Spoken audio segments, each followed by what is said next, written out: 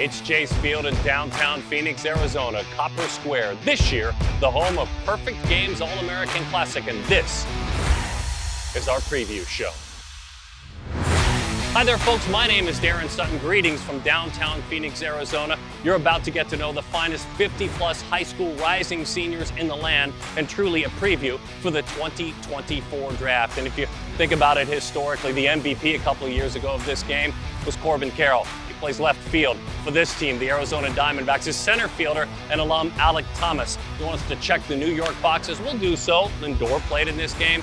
Cole, the Yankees, he played in this game as well. Coming up on this show, you're going to get to know the future of baseball. Our great scouts will help you understand the impact of this game, how players will change the draft coming up next year. But let's go inside right now, because this game is very special for a young athlete who classed up. He's a local product from Scottsdale's Saguaro High School. His name, a two-way player, Cam Caminiti. Our own Danny Wexman with a conversation with Cam right now. Hello. Hi, how are you? Good, how are you? I'm good. I'm so excited to see you. It's good to see you. It's been a while. It has. So I want to go back in the time machine, 14U. I feel like that was the last time I actually had a really good conversation. Still only 16 though. Yeah, Still which is youngin'. exciting though, because you reclassified, Yeah, that was a really cool process for me. It was a lot of fun.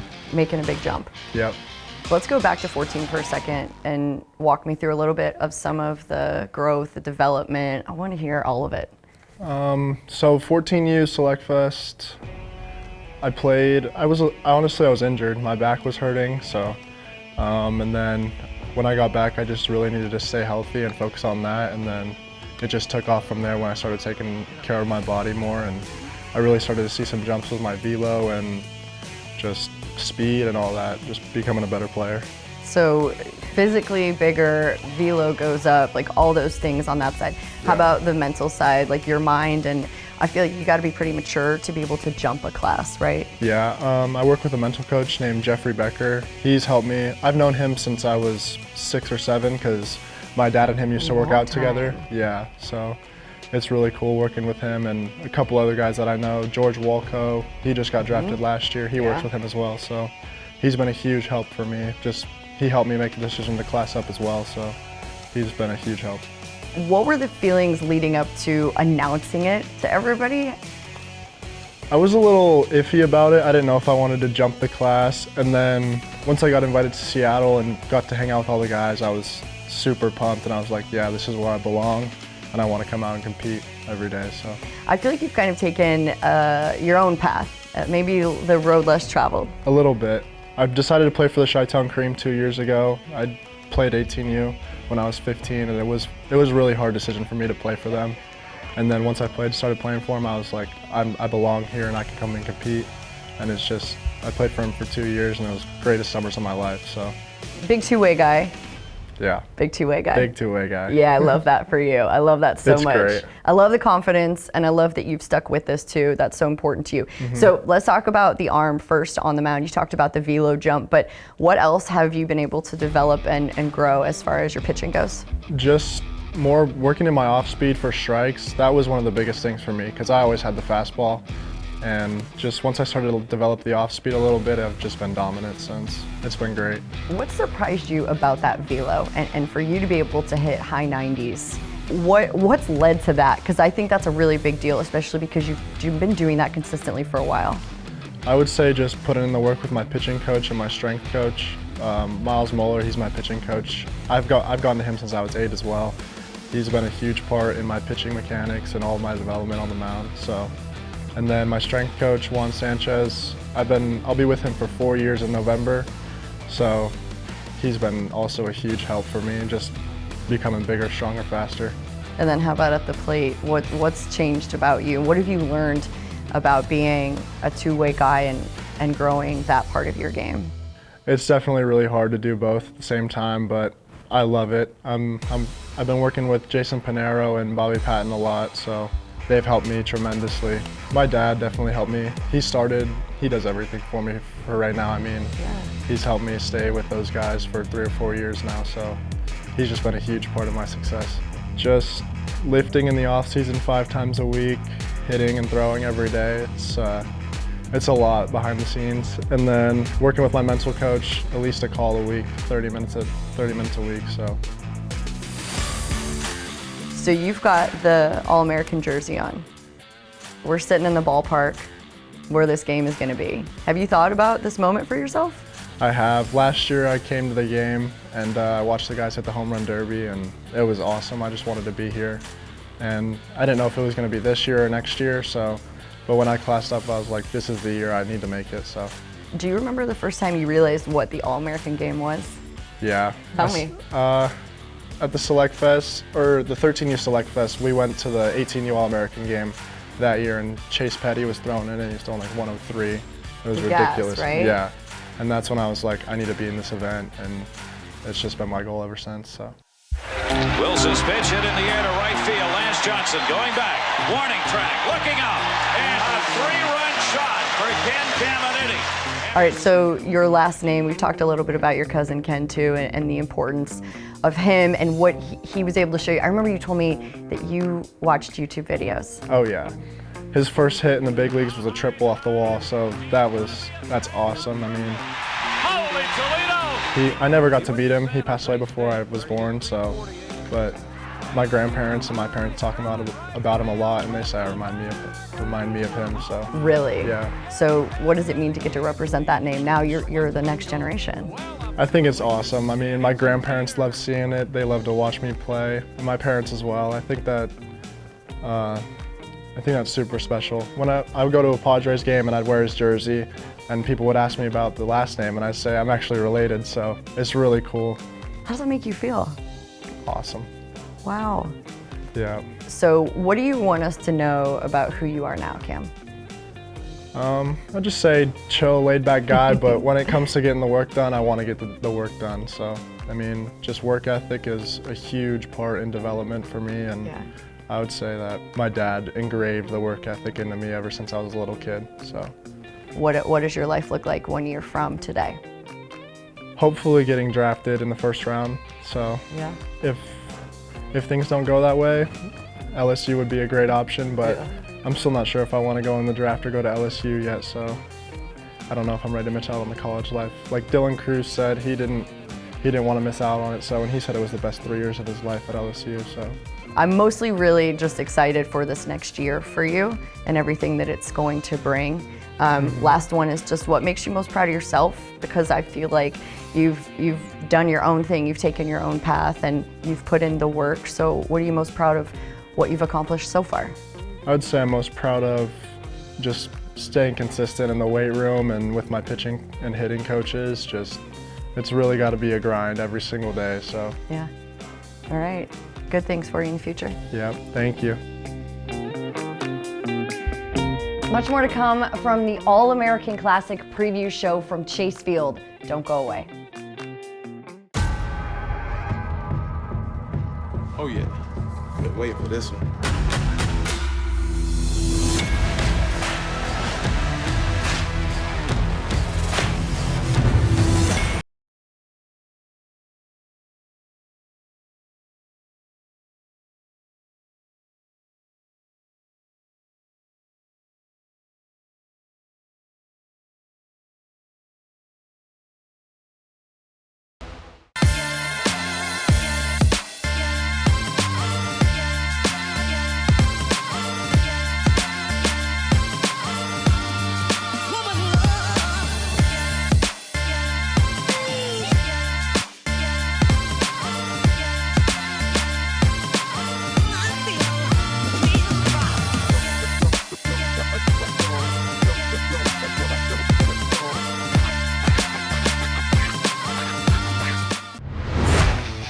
Getting you set for the 2023 Perfect Game All-American Classic. There's been 21 editions when this game is played, as we're excited to see it out on the diamond at Chase Field.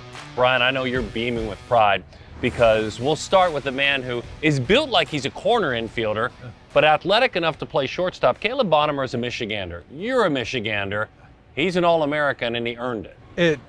Just a guy I've been waiting for this kind of national explosion for. And it's not like this is new. Been talking about this guy as someone who can really hit for a number of years now, dating back to his 14U days. but to come out here, show the strength that he's gained and the speed that's added to him, running in the 6.3s, hitting all kinds of mid-100-mile-an-hour exit velocities, both in BP and game, hitting a couple home runs, which have maybe never been done before in PG National history. What can you say? Caleb Bonemer, the next great Michigan All-American. It's going to be fun. Andre Modugno is just a massive man. And just for kicks, recently at Perfect Games National Showcase, he tried everything, including his job and my job, and did them all better than anybody on the field. This is such a unique player. Jersey boy goes to IMG, tall as can be, looked like he'd be a tight end in the NFL. Yeah, he probably could be. He's that type of athlete too. And there's been something of a refrain with Modugno the last couple of years, like, okay, this big dude who's an athlete, maybe he's never going to be able to hit where we want him to hit, so let's think about him on the mound. No way. No way. Did you see what that dude did in the game the other day? Multiple 100-plus exit velocities. The swing is great. He's getting it out front. The length of his limbs doesn't matter. He's getting to velocity, passing all those tests that we want him to pass when we're trying to determine if a guy can really hit or not. And then add into the fact that he's got all kinds of strength. He's a great runner. It's a cannon for an arm. And then just to, wet the beak a little bit, he can pitch too. But that dude, make no mistake, is a bat. Chase Mobley's a gifted pitcher. COVID was a challenge to all of us, but please don't tell Chase Mobley that. He lost his father during that time, his dad Gene, his mom Kim is a rock. You watch him as a baseball player. You know the human too. But as a baseball player, he's taken on the event in Jupiter where he's played way up, and then he pitches. He earns the right to be an All-American. He looks like he's a grown man. I mean, a man ready to go. And that's what we've been seeing from Mobley for years now. It's always been this long, lanky righty with a fast arm, present stuff. He's always been a higher ranked guy in this class as we moved along. But now that you start to see the physicality coming, he started to add some broadness to the shoulders. There's some build in his chest and in his legs. And now it's 93, 96. Now the slider has more teeth to it. It's projecting out the way we always thought it would. But when you see that projection hit, when you see that start to come together, especially on a stage like this, that's what we're looking for. That's why we're here. Kai Jaden Kea goes from Hawaii, where he was at Kamehameha, to IMG. In 2018, he won a Little League World Series. Heck, he struck out 15 in the semifinals. He's an All-American. He's a unique player just because where he's from geographically. What about his skill set? Yeah, you can watch, and I think I even talked about this on one of the game broadcasts. If you want to see who we are impressed by during batting practice, just watch Vinny and I taking notes. When we stop typing and we close the laptop and we just sit back, relax, and watch, we like that guy. And his batting practice made us just kind of sit back, open mouth, gasping and watching. And that kind of power, that type of bat speed, that ability to get the barrel out front, he showed it a little bit in game. He has real defensive tools behind the plate. Obviously, the Hawaii to Bradenton commute's a little difficult, so that's something of a storyline as well, but the dude's got all kinds of tools. So speaking of tools, Bryce Claiborne could be a Division I quarterback or also a Division I shortstop. Maybe he's a pro shortstop. How's he doing in his evolution? Great. It's all along what we thought. It's super twitchy. We've seen that for a number of years. He's come to a ton of Perfect Game events over the years, as you know, but you want to see that twitch continue to stay present as he gets stronger, as he gets more physical. Does the speed decrease in favor of strength, something like that? Not the case with Bryce. He's stayed just as twitchy, if not more so. He's running extremely well. He ran in the 6.4s here. It's a big arm. He could maybe play center field. He can maybe play shortstop. There's barrel impact. It's exactly what we want it to look like. So when I think about the Mississippi native Connor Griffin, who reclassified and now deserves to be in this game, heck, came into National Showcase ranked second, I think about in a similar way to Modugno in the sense that he could kind of be a pro pitcher or a pro hitter, a really good athlete who's big, tall, and strong. 100%. And there aren't many more physically gifted players in this class than Connor Griffin. Just in terms of like how big that dude is and how athletic he is for how big he is and the tools that translate, there aren't many that can talk on his physical gifts. But along with those physical gifts, you have to have baseball ability, and Connor Griffin has a ton of that. We saw that in game. The instincts to steal home is one of those standouts. We'll be seeing that highlight for a number of years on Twitter from PG, I'd imagine, along with the fact that he can go oppo at 98 miles an hour. He can turn and burn. We saw it in BP. He's a great runner, and like you said, Darren, if he had just showed up as a PO, we'd be talking about him as a legitimate prospect on the mound. 100,000+ followers on TikTok, uses it for very good purposes. Connor Griffin is some kind of special.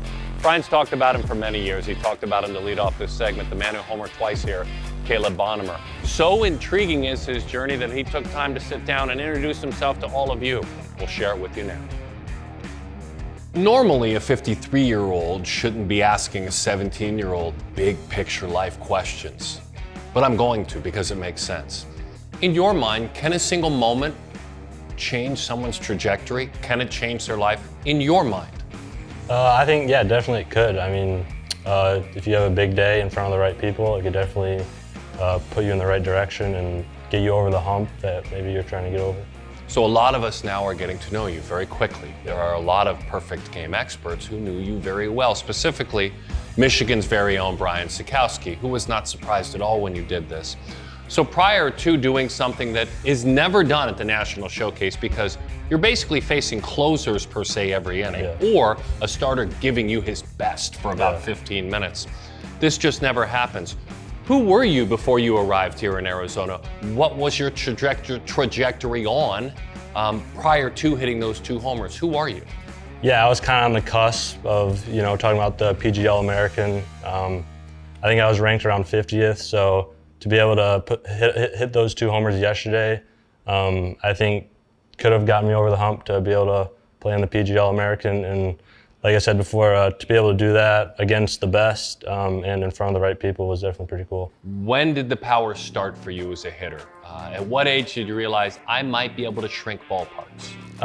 Honestly, I've always had a little bit of power, but I think it started to jump a little bit more this year, starting over the winter and this spring. I got in the weight room a little bit more and just, I grew, put on some pounds, put on some weight. And yeah, I mean, my swing didn't change much, but I think I just got a lot more physical and got in the weight room and put on some weight. So besides I just keep it simple, which I won't accept as an answer, describe your swing a little bit. I mean, some of the key moving parts, if you must be descriptive on the mechanics, what are some of the key moving parts? For me, it's getting in my hip, getting my hinge in my load, and I like to start in that so I don't have too much movement in it. And one thing I've been working on lately is trying to get my knob more at the catcher to give me more like hand load, because before I was kind of straight up and down and didn't get much load in my hands. So that was something I've been working on lately. And then 2 strikes, I like to spread out and go no stride, just keep everything more like stable and simple and less movement so I could read breaking ball and stuff like that. And I want to be very careful because like I was saying, there's no jump up and surprise that you've done this per se for those that have seen you a lot. Heck, you're the Michigan Gatorade Player of the Year. Yeah. Not as a senior. There are a lot of seniors who think, maybe I could have won this award. So kudos to you. Describe your high school journey. You're at Okemos High School, which is in the Lansing area. You guys had a really good year, won a bunch of games out of the 30 you played. But for you as a high school player to this point, have you been able since your freshman, sophomore year to kind of help take over games? Yeah, as a freshman, I was probably one of the top players on that team, along with my brother, who was a senior at the time. So to be able to play with him my freshman year, that was pretty cool. And last year I actually battled through an injury half the year because I hurt my back. So I still played the full year, but I was kind of battling injury the whole year.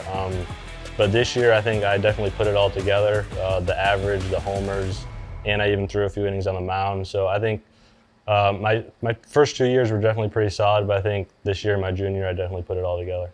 Metrics at this event, 100 miles an hour exit velocity. You happy with that? What does that tell me about you? Yeah, it's pretty solid. I know I went to a showcase over the winter. I think I was at 95, so I jumped 5 miles per hour. I'll take that. Wow, do you know the EV on the homers? Have you heard that? I know they're around like 103, 104. Which is better than 100. Yeah. That's very good. I see this, 60-yard dash, 6.35. This is a big, strong guy, 6.35. What does that mean to you? Yeah, it means a lot. I mean, I've worked a lot at my speed, working a lot with it in the off season, running my driveway. I mean, that was something that I was trying to get faster at. I was around 6'5" over the winter, so to be able to jump, I mean, 15th of a second, and I'll take that pretty solid. That's amazing. Do you have a long driveway? Yeah, we do. It's pretty long. I was going to say. Yeah, it's about 60 yards, so sometimes I'll be able to run 60s there. And then just kind of story tell with me. Home run number 1. Tell me everything about it. Yeah, so I was looking for a fastball. I was kind of, I don't know, because I think it was the second pitch, I hit a foul ball down the line that I got pretty well. So in the back of my mind, I was kind of wondering if he was going to give me another one. But he did. It was a pretty good pitch, and I just trusted what I always do. try to stay on it, try to kind of get above it is kind of what I think. And luckily I got a barrel on it, so yeah. Okay, home run number 2. I mean, honestly, it was the same approach. I think the pitch before he spiked a breaking ball, so I knew he was going to come back with a fastball. So I was sitting on it, same approach, same swing as always, and just luckily got a good piece of it. Okay, I promise I will just keep this to myself. You're ranked 50th in the country, right? Yeah. Currently. I'd like for you, I'll find a clean piece of paper here. I'd like for you to write down, and I won't look, write down where you'd hope to be ranked when the new rankings come out. Go ahead and write that down.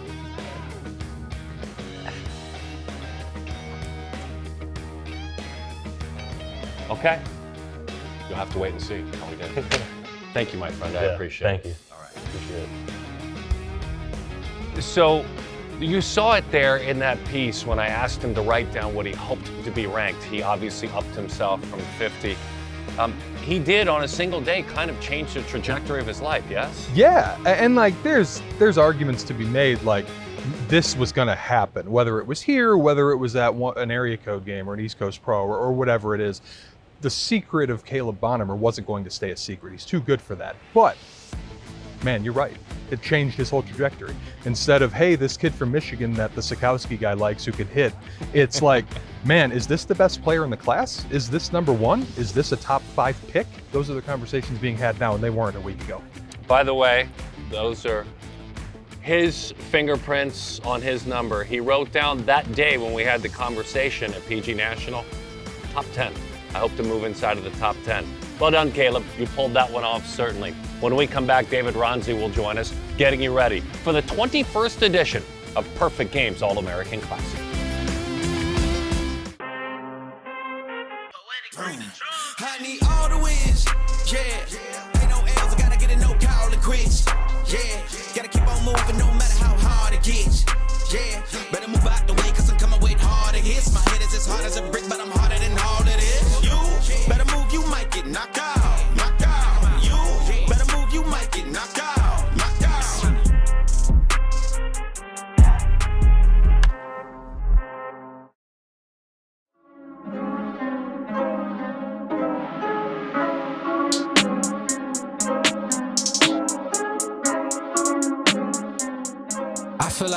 I feel like Mike Jordan, give me the rock and I'm scoring. Hey, came from the bottom, that's scoring. I swear that I'm up for the sun in the morning. I told him this ain't a game.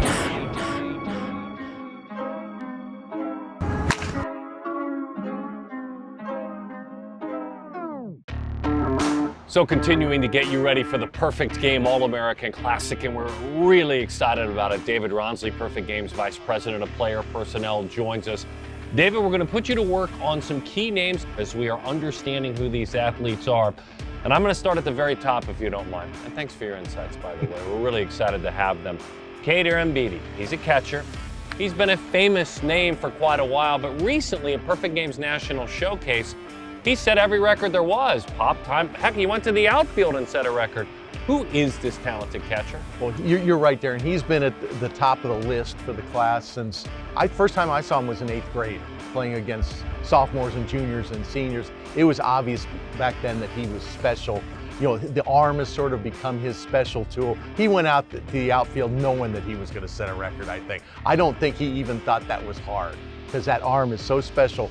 But it goes beyond, of course, just the arm. And I like the comparison between he and Blake Mitchell, fellow Texan. Blake Mitchell went 8th overall to the Kansas City Royals, just signed for $4.9 million. Arambidi has a chance to go in the same area, but they're totally different players. Arambidi might end up with plus power. Plus power on a catcher, that's huge. And all those records, the arm strength, they play in games as well. When you watch him throw in games, it's just not a show thing.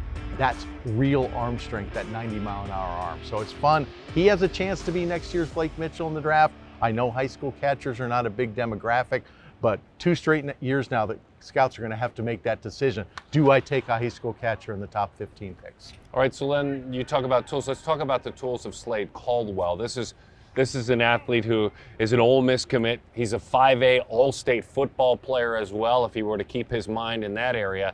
What are his tools? Well, first of all, Slade Caldwell's tools go well beyond anything you can measure on a field. This is like maybe the best makeup. I won't say there's a best makeup player in the class. There's like a level of elite, and he is one of them. He must have caught 100 balls in batting practice, for instance. He used batting practice as a way to have fun, improve his outfield skills in a big league ballpark. He was all over the field. He ghost ran for more players than anybody, I think, in the whole thing. He's always on the field. He plays with passion. He plays with enjoyment. And the tools are there too. I'd like to compare him to Corbin Carroll because there's a lot of similarities with the twitch, with the size.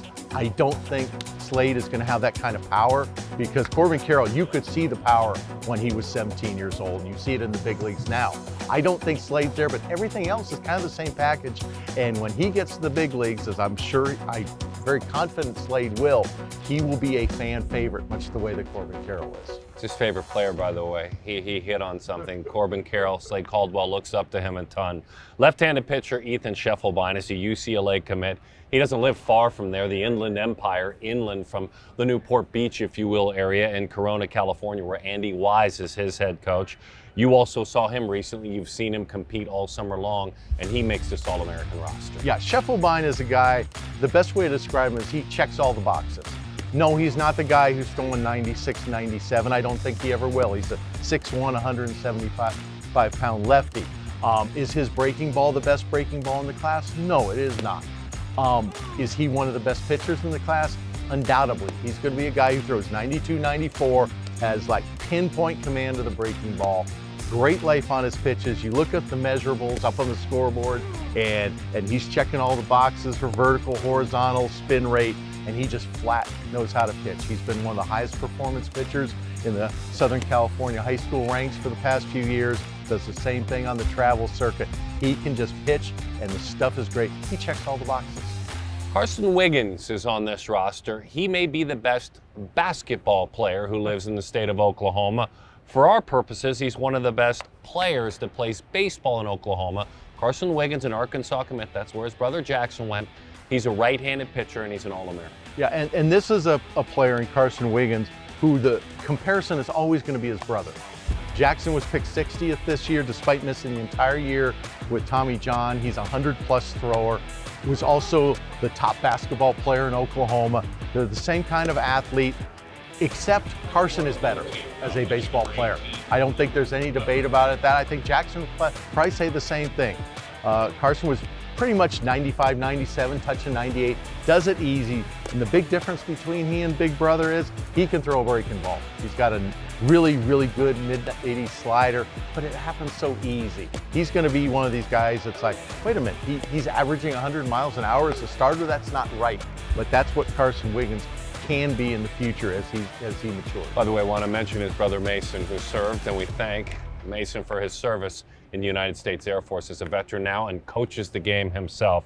William Schmidt, a right-handed pitcher. He's at Catholic in Baton Rouge. Love that program. They're always top-ranked, do a great job. He's a Mississippi State commit. You spoke about his secondary stuff, that it's kind of bright and shiny. Oh yeah, I first saw William Schmidt at the All-American Underclass at UCSD last year, and boy, that breaking ball was awesome, and it's gotten better. I don't think William Schmidt feels really good about his performance here because the command was a little off. I think he was excited. He wanted to, but when he got right out front on the breaking ball, we're talking 78, 3,100 RPMs, huge 12-to-6 action, a major league swing and miss pitch right now. And he combines that with a 94-mile-an-hour fastball that has 22 inches of vertical induced rise, carry to it. The curveball is 18 down. Fastball's 22 up. That's 40 inches of verticality on his pitches. That's incredible.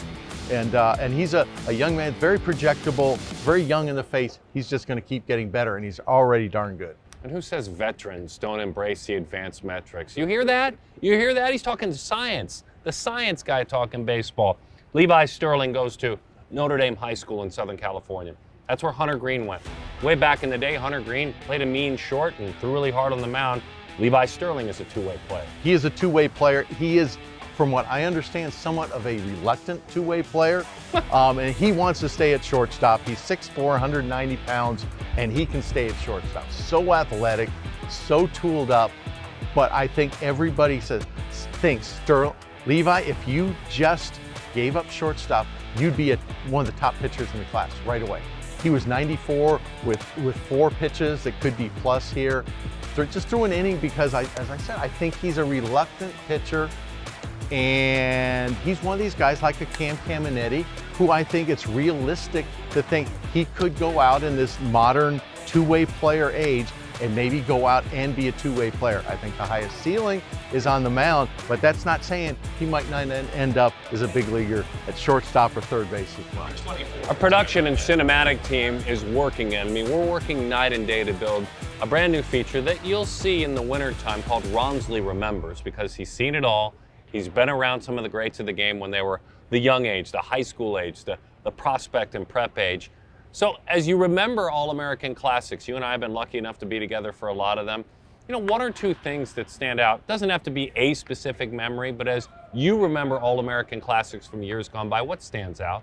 I think it's when you have players, and these are obviously the top players in the country, who come in on the big stage, in the big league ballpark, on national TV, and they do what you expect them to do. They rise to the occasion, whether that's, you know, Joey Gallo or Nolan Gorman going yard at Petco, whether it's Nick Allen, our favorite defensive player of all time, making dazzling defensive plays. You know, the aforementioned Hunter Green coming in and throwing 99 and winning the home run derby beforehand as a two-way guy. You see those things on the field that you expect to see, and that's very rewarding. And for the All-American Classic, it's also getting to know the players off the field. Seeing Carlos Correa be an all-star at Rady's Children's Hospital with the young cancer victims. You know, you get to know the kids, the Drew Bowsers who raise the money, who are so eloquent and stuff, and such fine young men. And you see that as part of the week, and it makes you feel good about the future of baseball, just not with the talent on the field, but with the human beings that are the stars of the game. Dee, thanks for your insights. We'll see you again at the Classic. Me, you, Hunter, Danny will call it. We're looking forward to doing it again. It'll be great again, and I'm really looking forward to it. The insights of David Ronsley, you now are much smarter and understanding the roster and the future of these players. Also, you're a little bit wiser as you look back upon this game as well. Getting you ready for the 21st Perfect Game All-American Classic to be played at Chase Field in Phoenix, Arizona.